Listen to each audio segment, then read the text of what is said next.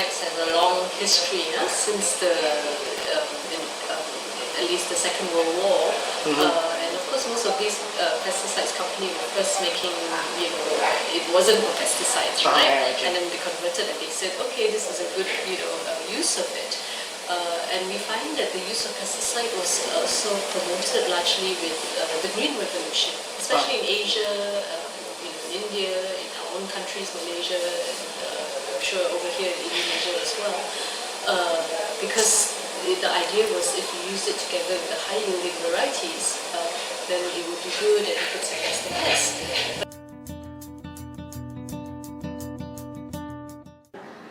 If you are fully dependent on pesticides, it's of course, one, it's expensive for farmers because you have to buy the inputs.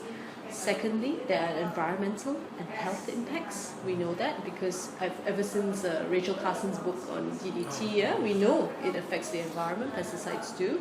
We know it affects our health.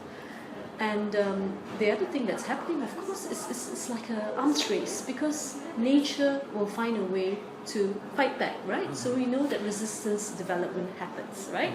So whether it's insects or weeds, selection, because you're constantly using the pesticide, will allow for selection of resistance, and that is a problem. So just recently, maybe a couple of months ago in Malaysia, quite a number of people got sick eating at a food stall, eating at kueh from a food stall, because somehow there was exposure to pesticides, and one woman died. So these are very real impacts on people. Sometimes the capacity and the knowledge is not there to be able to safely handle pesticides. So the question is, can we break those cycles to step away from this treadmill of a very input-dependent, chemical-dependent agriculture?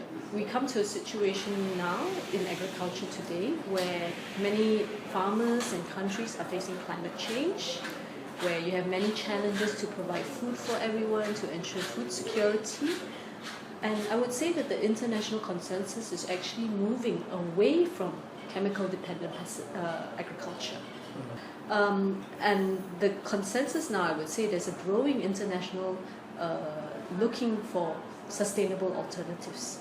So, and increasingly, and even the IAA STD pointed to agroecology, agroecological sciences, which uses the principles of ecology in agriculture. So no pesticide use, no chemical fertilizer use, but what you want to do is to maximize diversity in the agroecosystem, so that when you do that, and when you also diversify your landscapes, and whether it's genetic diversity, you are using the components in the ecosystem to provide the services.